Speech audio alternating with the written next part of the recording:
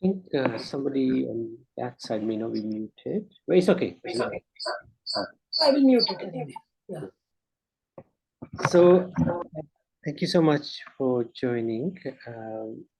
The purpose of today's session, and perhaps if we continue future session, is to get a better understanding or get an understanding of the Sanatan Dharma.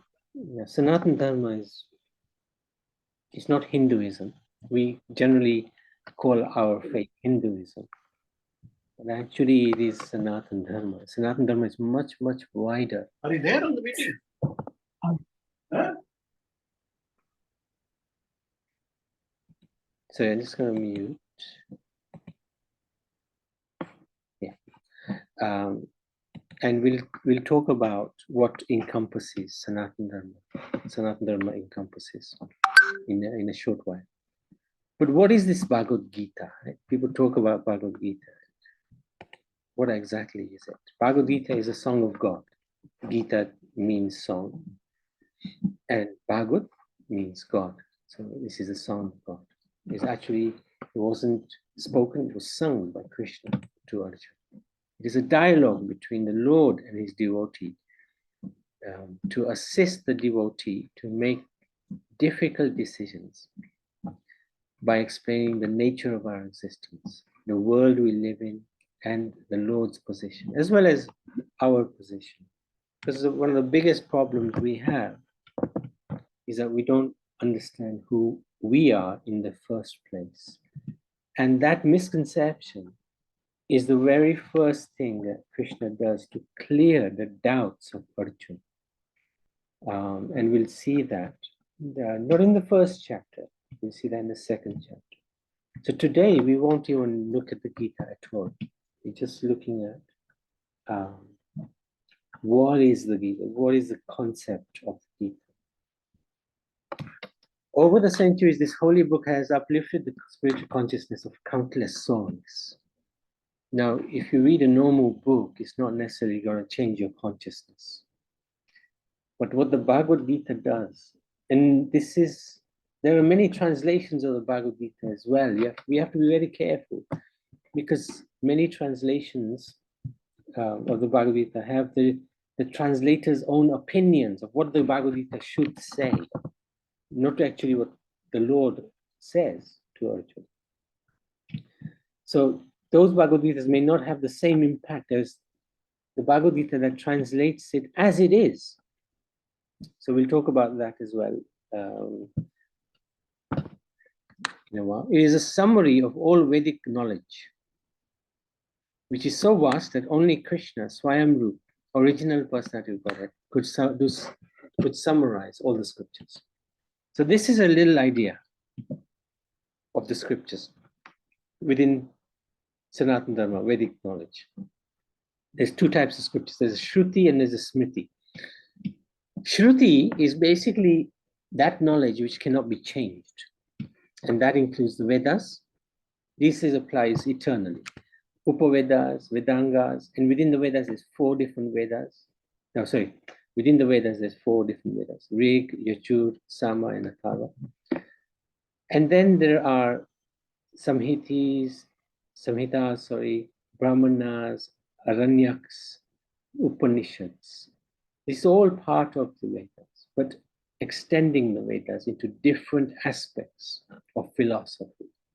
Then there's the Upavedas, which are like the extension to the Vedas, like Dhanurveda, the art of weaponry, Ayurveda, the art of medicine.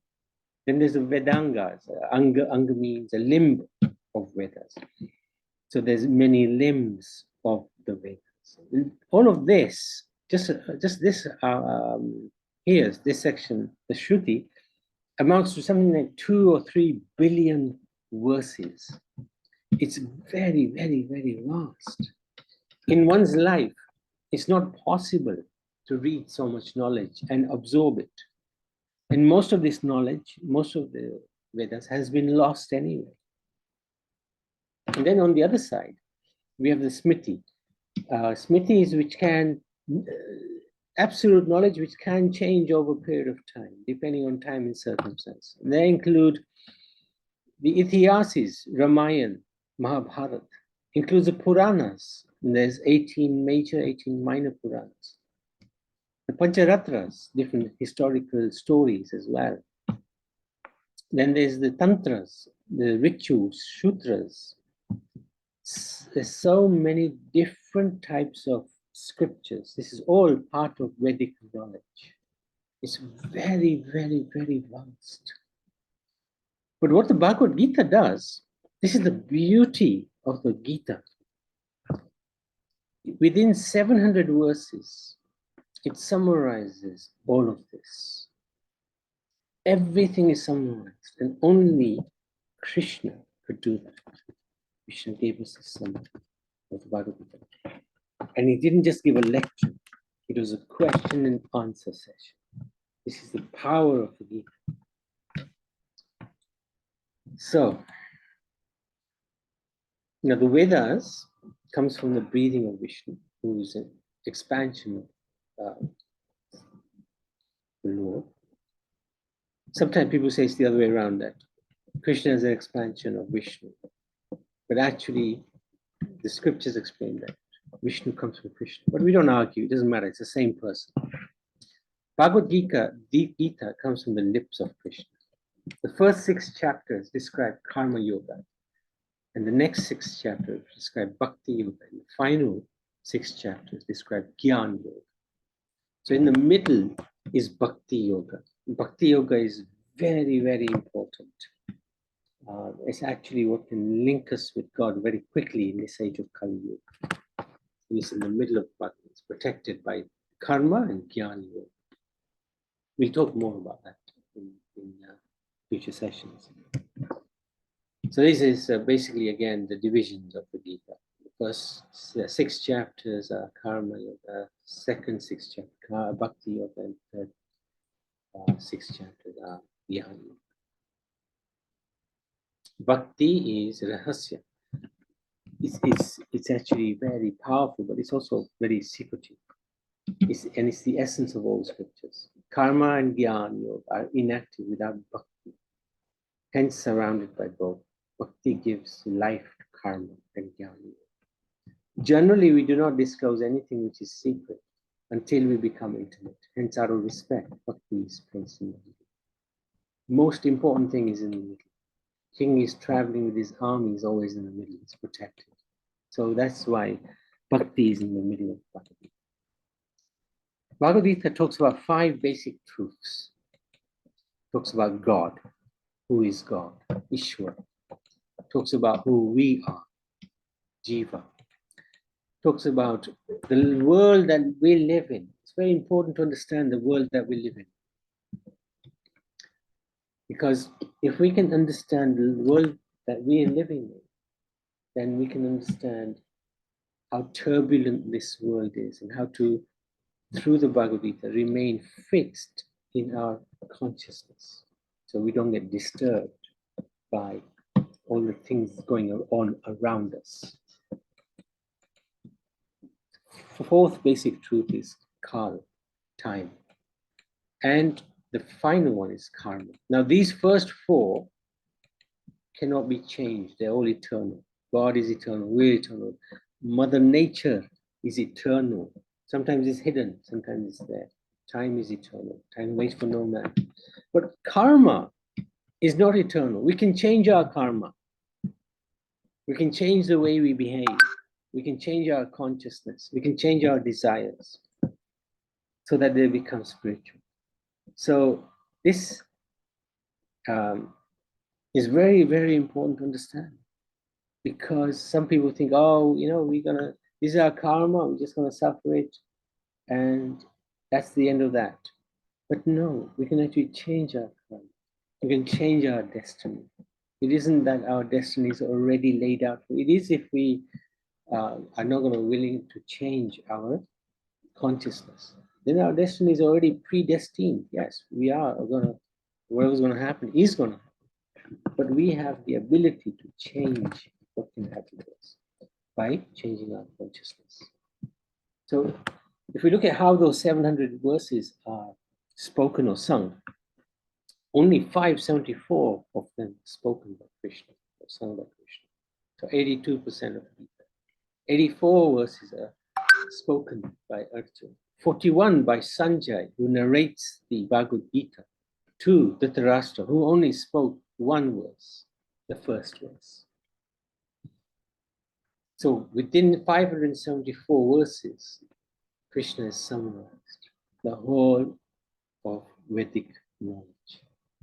He's given us this extraordinarily powerful message of how to live in this world, not get affected by the madness of this world, and to make our way back to the spiritual world. This is a very powerful book. It's the most important book if one wants to make strong spiritual progress in this world. What do we learn from the Gita? Challenges will always be there in life because we are living in the material world, right? Even the most richest person in the world, the one who has everything, has great family, great wealth, great knowledge, they face challenges. Nobody is exempt because there's something called death, which is so final that you can't avoid it. So nobody can say, I'm happy in this world, because it just doesn't exist. Because there's something called death. One may be happy, have great health, great wealth, etc., etc., etc. Big deal. It will all end at one point. So don't be too comfortable in this world. But Bhagavad Gita teaches us how to cope in this battlefield of life. It tells us the position of the Lord. It tells us who we are. It gives us an idea of the world that we live in, which influences our behavior. It also tells us the cosmic, what the cosmic manifestation is, how it is controlled by time. It tells us why we act the way we do act. And as we already discussed, there's 5 subject matters of the Bhagavad Gita. What is the purpose of the Gita? It's to take us out of this material world. We're in this world, we shouldn't be here. This is not our place. We're a little like fish out of water. And this will go through a lot more detail, but we're eternal beings trying to enjoy in a very temporary situation. And it's just not compatible. So that is why we are always in anxiety, always facing some challenge in this material world. So the idea of Bhagavad Gita is to take us out of this material world, where we don't belong, but to perfect our existence. It is possible even to live in this world and actually be in a place where we're not in this world, we're actually in the spiritual world. Also, another purpose of it is to understand the reason for happiness and distress, to become free of fear. Everybody's fearful of what's going to happen in the future. There's 2 things human beings do a lot. We lament about the past. Oh, I lost this. I had it and I lost it. Or we are fearful for the future. So normally, most people live in those 2 scenarios. They're worried about the future and they're lamenting about the past. We're never living in the present. What Bhagavad Gita does is puts us in the present.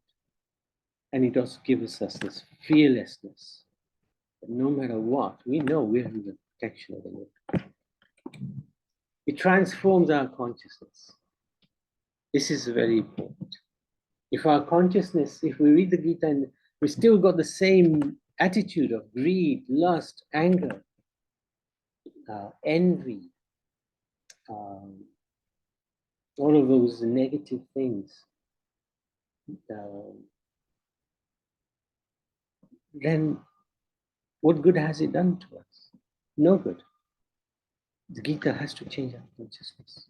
And that's why reading a Gita which has been properly translated through the authorized method of guru-disciple, that Gita is very powerful, and it can change our complete existence. Bhagavad Gita is non-different from the Lord because the Gita is his song and it's his gift to us. There's no difference between God and his name. When we say Krishna, when we say Rama, we're actually associating with God face to face. This is the beauty of God. He's omnipresent. He's present everywhere, including in his name. He's present in his words. He's present in the scriptures. When we read the Bhagavad Gita, we're actually with God. Krishna loves us more than we can imagine. He wants us to go back to him. He's our supreme father. He won't do anything which is going to harm us. And when I'm talking about us, I'm talking about the soul. The body is the body. It's just made of earth, water, fire, air, ether. But what is more important is the soul. And that is really strongly covered in the Gita, in the second chapter. Thus, it is the roadmap to live, to Golok Vrindavan. Golok Vrindavan is in the spiritual world. Who is qualified to read the Gita? Everyone. Everyone is qualified to read the Gita and study it. But to understand God, we need to take it in the spirit of devotion. Have to have a learning mood. You know, there's a story of a teacher and a student. And the teacher said to the student, fill that glass with, there was a glass full of stones. Fill it with water. And he did. He was filling it with water. The teacher said, stop when I tell you to stop. He kept filling it, kept filling it, kept filling it. And the water started overflowing. So the student stopped. And he said to the teacher, why did you make me do that? The water overflowed. So he said, the idea of learning is that you should have a empty vessel. You should have a clear mood to learn. If you're already filled with a lot of things, then that knowledge will not sink in, it will not stay. So this is an important point. If we have this learning mood, then we will make great advancement in understanding Bhagavad Gita. If we already think we know it all, then it's not for us. Have an open mind. Have an open mind. Very important. Because all of our life, we've lived under this illusion that we are the body, and that is not all we are. And Bhagavad Gita puts us on that spiritual consciousness immediately. And we will see that in the second chapter, how Krishna does that. To have patience, determination, enthusiasm. One thing is, often when we go on the street to give the Krishna book to somebody, we can stop somebody, they'll say, okay, tell me about God in 1 minute. I want to know everything about God in 1 minute. Okay. So what profession are you? I'm an accountant. So did you go to school and within 1 minute, they taught you all about accountancy and now you're an accountant? Is that right? No, you spent years studying. Right? Years and years and years studying. And eventually you qualified as an accountant through not just those years of study, but through loads of exams, loads of midnight, burning the midnight candle. So the science of God is much more deeper than becoming an accountant. And you have to learn. And it takes years and years, maybe lifetime after lifetime. So have patience. But at the same time, determination. I will get through and understand it with enthusiasm. We've been through the Gita this year. It's only halfway through, probably 3 or 4 times already. Every time I read it, it gives me some new insight. So it's fantastic. Otherwise, the Gita will remain a mystery, even if you study the whole lifetime or two. Whether one is sinless or sinful, Bhagavad Gita equally uplifts everyone, just like the sun evaporates urine or water without discrimination. nor does the sun itself become contaminated. The Gita is so powerful. Adi Sankaracharya from his Bhaja Govinda says, Bhagavad Gita kin chitta dita, Ganga jala lava, kanika pita, sahadapi yena murari samacha, kriyate tasya yamena na charcha.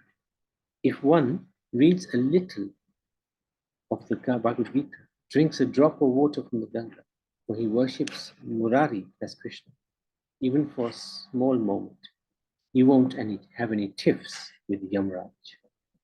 So Bhagavad Gita can save us from death. Why is Bhagavad Gita so important? Well, in the first chapter, Arjuna reveals his problem to Krishna. And if you see, when we go through the first, you will see that Krishna doesn't say a word, or hardly he says a few things. Hardly. Hardly he says anything. Similarly, we think we know what we want in order to become happy. And we just want the Lord to fulfill our desires. We just want him to bless us. Tatasti. So Krishna is silent because we're not willing to hear him. We already think we know the answers. So God is also silent to us because we think we know the answers. We always pray to God, give me this and I'll be happy. We're not asking Krishna. But Arjuna asked Krishna, beginning of the second chapter, he said to Krishna, okay, I really don't know what I'm doing. Please help me. This problem is far bigger than I was thinking. And he surrendered to the Lord. And then Krishna reveals the Bhagavad Gita. Immediately, he takes him into a spiritual path. Similarly, when we take shelter of Krishna, he will reveal the problem and the solution. Thus, first chapter is very important, as it reviews the problem. And the first verse is also very important. So why was the Gita spoken on the battlefield? Krishna could have spoken the Gita in the temple, or in a cave, or on the banks of the Ganga. But then we would have the excuse that Gita is not applicable to us. Because it was spoken in the temple, but we're living in the real world. We got real issues. So Krishna spoke it on the battlefield, because our lives are also battlefields. Amidst our daily battles, we can also take shelter of the Gita, which is spoken with commotion around him. Sometimes people say, when I am old, I will read Gita, or when my problems go away. However, we can die at any moment, and problems, anyway, will not go away. Problems are going to be there in this world, in this life. The Gita itself will enable us to face those problems and the inevitable with solutions. This is the beauty of the Gita. Problems will not go away. What Bhagavad Gita does not say, Krishna does not say, I will take all your issues away for you. Don't worry about it. No, the problems will be there. This is the material world. Our karma, we've already done the crazy deeds. So we will face the karma because of that. But what Gita does, it equips us to deal with the karma, to deal with the consequences when they come. This is the beauty of the Gita. Will my problems disappear if I read the Gita? Whilst we're in the material world, problems will always be there due to our level of consciousness and the threefold miseries. Even if we have everything like Duryodhana, he had everything. There is an enemy within us, and thus there is no peace. And that enemy is revealed in the Bhagavad Gita. I won't tell you what it is at the moment. Bhagavad Gita will assist us face our problems. Like if it was raining, we can't stop the rain, but we can use an umbrella to shelter us from the rain. How does the Gita do this? Well, Arjuna on our behalf, he asks the Lord for guidance, who provides it beautifully to enable us to understand our own challenges. Arjuna also questions the Lord whenever he has a doubt, so that our doubts can be also addressed.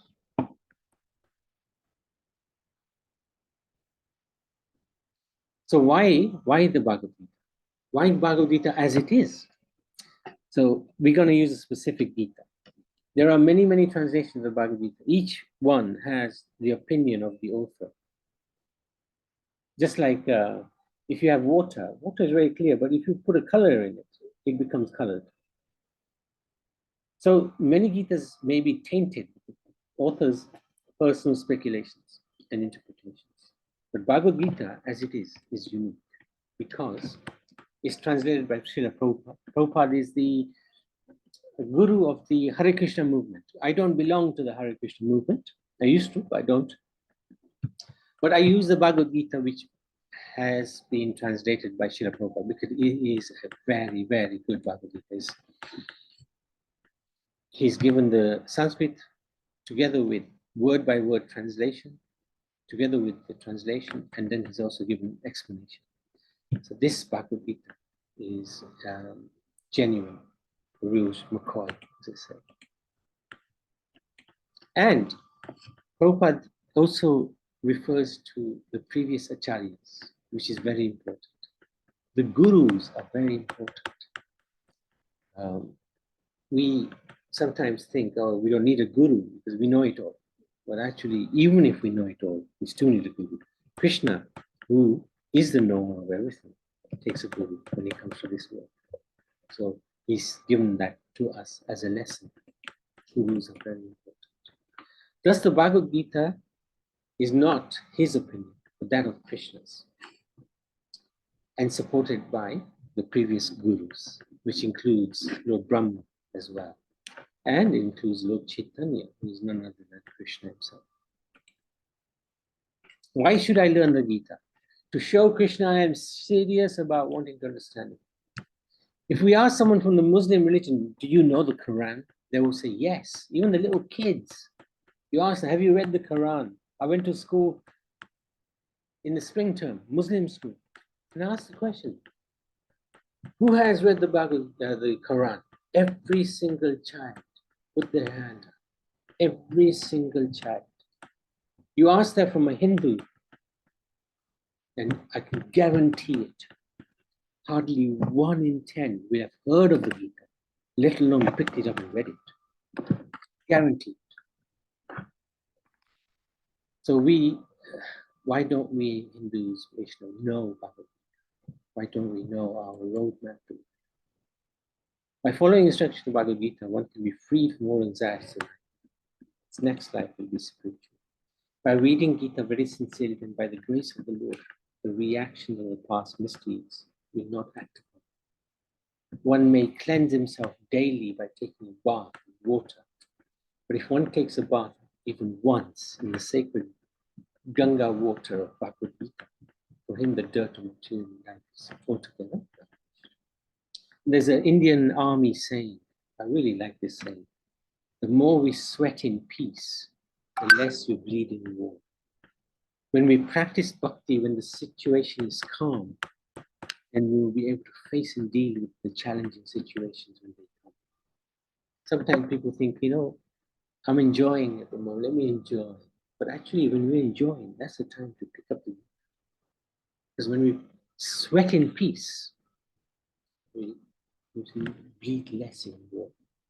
I really do this because sometimes we have a calm situation. And that time, that is the best time. That's the best time to do bhakti. How should I learn the Gita? There are no hard and fast rules. But some useful guidance, enthusiasm. You really want to learn and understand these instructions because they are personal. This is the beauty of the Gita. Every verse is as if God is speaking to you directly. If you've got the right mood, that's enthusiasm. Offer prayers to the Gita before opening. We always do that. We always say Om Namo Bhagavate Vasudevaya, or we say the Mangalachara and different things. Helps us understand this is a sacred act. Gita is non-different from God, and thus he will accept our sincere prayers. In association with devotees who understand the purport of the Gita, preferably devotees who follow a guru, it's easier to learn about it. study with sincerity to know and understand. So I wanted to stop there. Actually, normally I do ask if anybody's got a question, just stop me whenever you want. But I forgot to do that, so I just carried on. Any questions? We haven't even started with Gita yet, right? Shikhar, anything you'd like to ask? Or you can share something you'd like to share. Are you asleep? Did you hear what I was saying? Hello, can you hear me? Yes, I can hear you. I can hear you. Yeah, sorry, I was muted. Yeah, this is very interesting.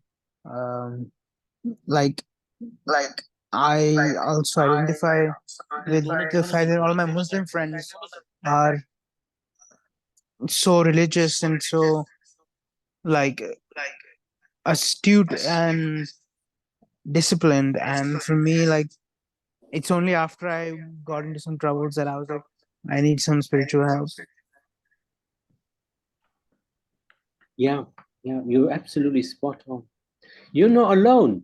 You're not alone. That applies. I was, when I was 13, I started questioning. Is this it? Is this life?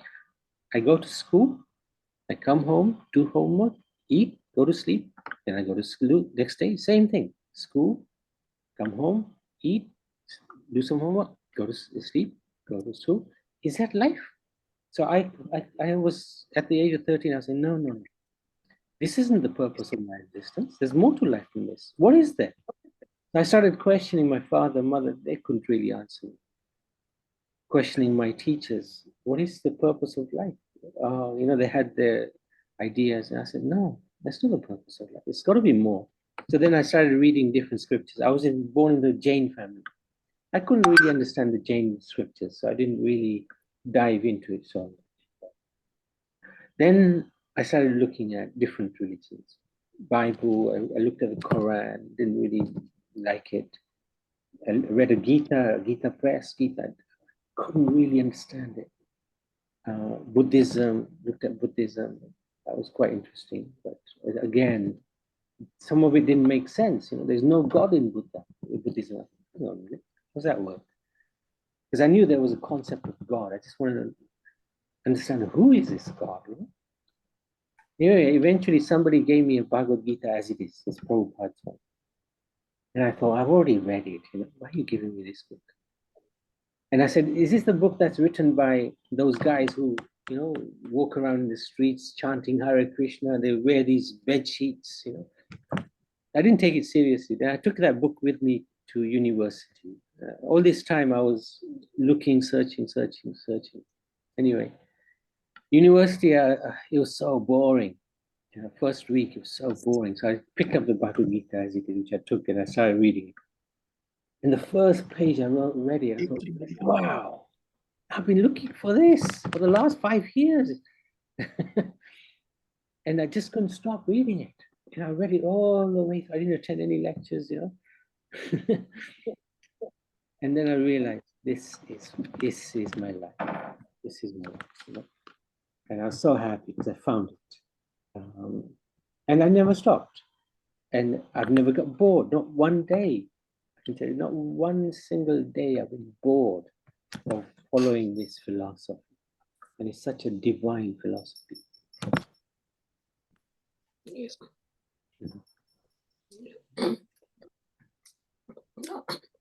Can I ask one question? Yeah, of course. Yeah. Because from the introduction, it is really very interesting that as you started from the Smriti and Shruti, and from some of the things like the 5 principles of Bhagavad Gita, 4 we can't change, but 1 we can change, that is karma. And the 4 are, they are just eternal, that has to happen. But karma, yes, from karma we can change our life. So what I'm thinking that our powers, we really think too much about ourselves, that we have a lot of powers. Okay, I can make a lot of money, I can be very famous, I can do this, I have I have brought the children in this world, I have to make them the good people, I want to see them flourish. Because as a person, when I come in this world, I just start feeling I'm a very powerful person, and my expectations from the life is never ending. Okay, Yes, I yes. keep, I think so, that I feel like this is not true actually from your just introduction, and that gives me lot of anxiety, Right. that, oh, my children, oh, they have to do this, they have to be well, oh, I have to do this, and then I have to have a big house, and lot of the things, a lot of the anxieties. Oh, what is this? I think some echoing happened. So what I'm coming to the bit of the conclusion now, that there are few things. Only I have a very limited power in this world. Okay. Just 1 second. Just give this Yeah. phone. 1 second. Okay.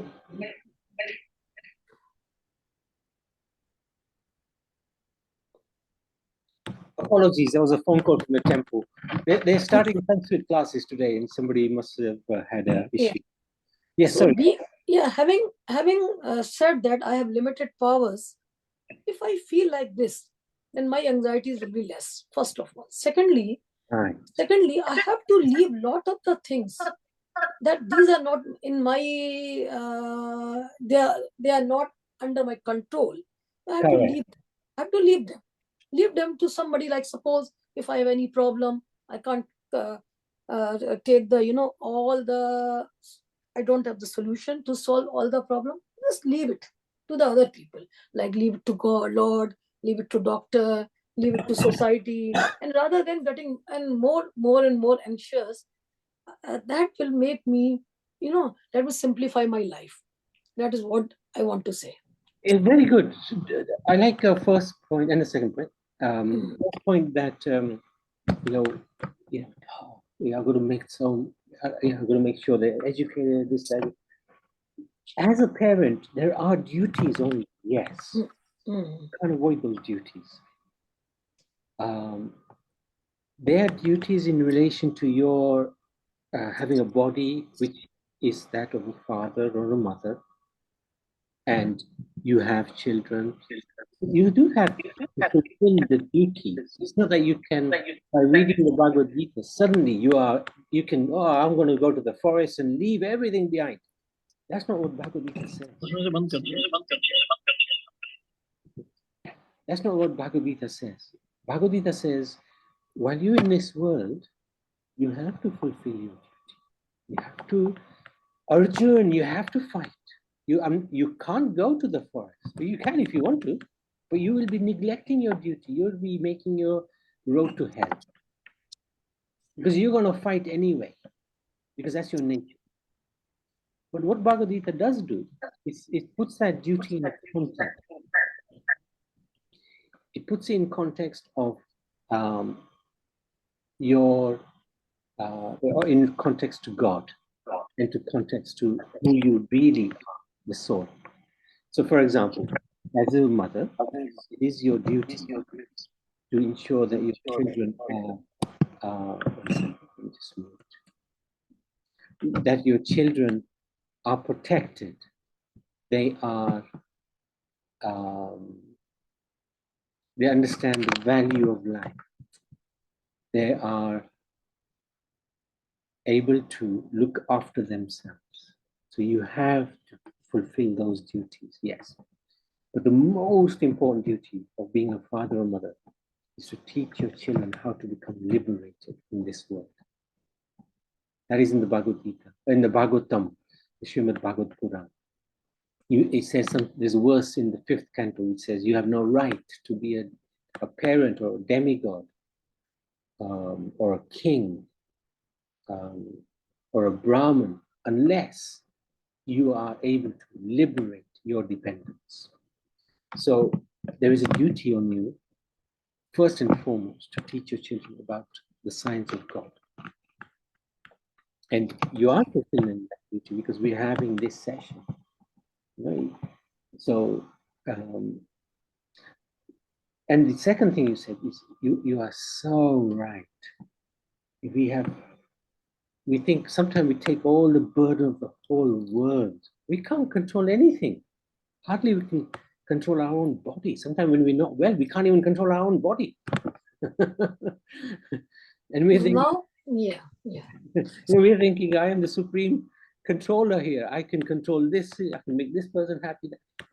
But you're spot on. We have to let go. Say, okay, my Lord, you're in charge. I know you won't do anything against me, but whatever's happening, I don't like it, but I know you will protect me. I surrender unto you. It's not that we give up. It's just because we never give up. This is one thing my guru taught me. And believe me, over the last probably 30, 40, we've had challenge after challenge. But one thing he told me, never give up. So we never give up. We just continue. Yeah.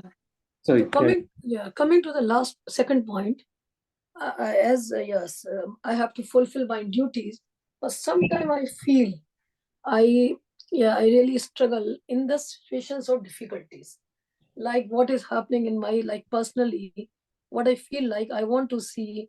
I know Shikhar is listening. I want to see him bit more healthier and come out from some difficulties, and this is a parent responsibility to look after the health of the child. But where I am feeling little bit helpless, and I don't know how Gita and Lord message can help me, that my son, he want to take all the power in his hand.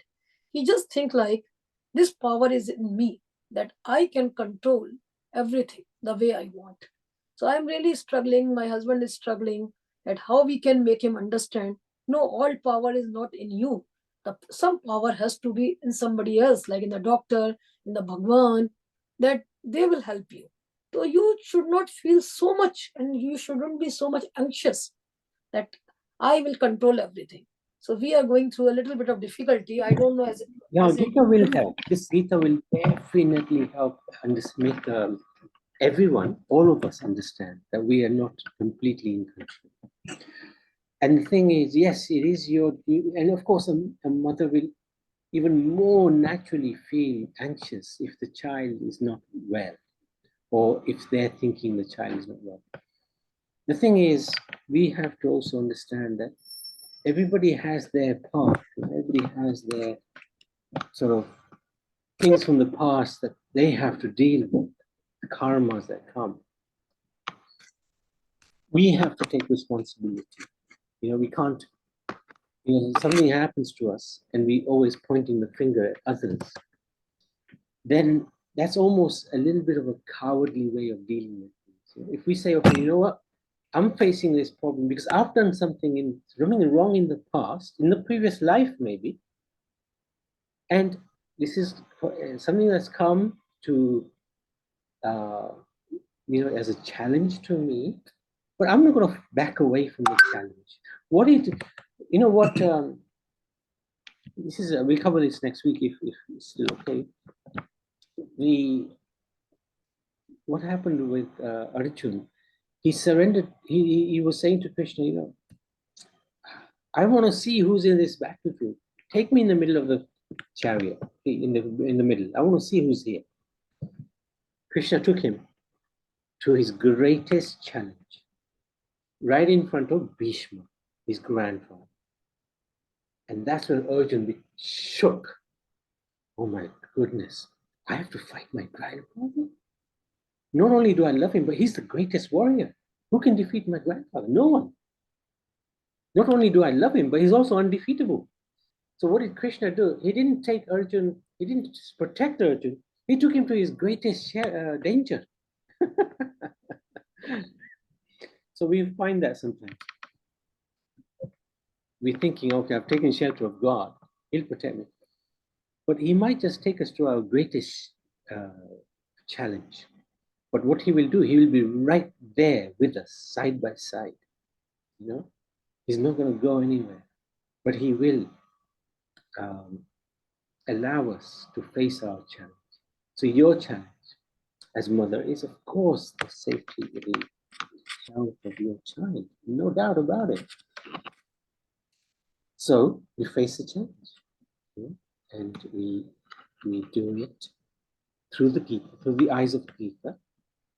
Yes, it's there, and I'm not going to shy away from the challenge. I'm not going to let it break me in any way, because I know the Lord is only doing this because He loves me. He won't do anything which is going to be for my detriment. He's my Father. He's my Supreme Father. He loves me more than I can ever understand. Whatever is happening, I thank you, my Lord. See, one thing, if we thank God for everything, even the horrible things that might be present in our life, it's just that thanking Him relieves us from the stress. Thank you, Lord. Yes, I know this is tough, but I thank you because I know you want me to face this for my own good. I know that. Just that one thing relieves us from the stress. Because then we're putting the stress back onto the Lord. Yeah. Lord, you're in charge. Yeah. It's your stress, it's not my stress. Mm. Yeah. So you see, we like I one of the stresses we have, we've taken on this commitment of educating these girls, and our biggest donor had a huge financial issue, so he can't give us. So we've got these girls, we can't say no to them. I can't say no to them because they've taken them on a journey. There's no way I want to say no. I can't afford it anymore. So we're just struggling. But I know this is good for me. This struggle is good because I am under his shelter. Whether I succeed or fail, that doesn't matter. I might completely fail. So be it. But I'm not going to give up. I'm not going to give up. I'm going to do my best, So, these headaches, and one of the things, you bring up your child to try to serve the Lord, to become a good devotee of God, to become, faithful to God. So challenges will come, and the Lord will take you through those challenges. He will be standing next to you. And I am sure Shikhar is a very, very intelligent guy.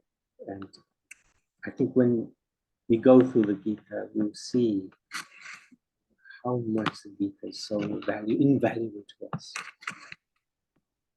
Yeah. Yes. Is he your husband here on the call? Shikhar? Shikhar? Just 1 second. Oh yes. So this is your husband? Oh, I don't know. I can't see the picture. Okay. Oh, okay. Let me No, see. can you see the picture? Are you there? Light. There you go. Ah, very good. Hello. Hi. How are you? Yeah, Prabhuji, I'm fine. That's my son. Hey, Shikhar. How are you doing, Shikhar? Good to see you. Yeah, handsome boy. How old are you? 27. Wow. Okay. You look 16. Very good. Very good. No, yeah, go on. No, I did like the way it is distributed. Never went into this depth that Bhagavad Gita is like distributed into three sections and all that. So that is something to read and explore more. But yeah. If you're still happy, I think I'm happy on a Sundays, around about this time, to spend an hour. Next time we can look at chapter 1, and I think we can read each verse in a sections, and then we can go through what is the what is being said here, if that's helpful. Yeah, Hmm? anything what Shikhar likes. Yeah, Um, yeah, I'm anyway quite religious, yes. but I don't mind, and I have seen Mahabharata twice, Mm. 2 to 3 times. I've seen the complete Mahabharata, and they really like all that. Uh, but it sometimes becomes very difficult to understand what they want to say and how we can apply all that into our Now, like, practice, yeah, correct. daily life. That's the only struggle. It So is, it is. No, I yeah, understand. Shikhar, what do you feel? sorry. What do How you do feel? you feel? Shall we continue next week? Are you happy to Yeah, do? yeah. Yeah? I'm reading the Bhagavad Gita on my own anyway. Sorry? I've got an audiobook of Bhagavad Gita. Yes, yes, yes. And please, maybe for next week, if you go through chapter 1, and we'll go through chapter 1, but by next week, if you read the chapter, you'll have a very good idea, and maybe we can have discussions as well. I'm happy to do that. Now, thank you for joining. Thank you so much. Yeah, I enjoyed it. You gave us a very good foundation of learning. Thank you. Thank you so much. But I think he needs more insight into how to surrender and It's a process. It's something that in time, through reading, through understanding, through internalizing, it will naturally come. You can't force it. If you sure, force it, it will go the other direction. sure. So Okay. it's a natural process. It's a change of our consciousness through understanding. And then it becomes a natural, it's not imposed, it's not forced, but it's voluntarily accepting with love. This is the point. And then it's eternal. Then nothing can shake it. Even if challenges come, you can meet those challenges. So don't worry. If the mood is right, if you're sincere, enthusiastic, and patient, it will happen, guaranteed. Good. Thank you. Thank you so much. Thank you so much. Thank you so much. Take care. We shall catch up next Sunday, same time. Yeah. Thank you. Take care. Thank you. Okay. Thank you, Mitaben. Thank you. Thank you. Appreciate it. Thank you, Prabhuji. Thank you. Bye. Thank you.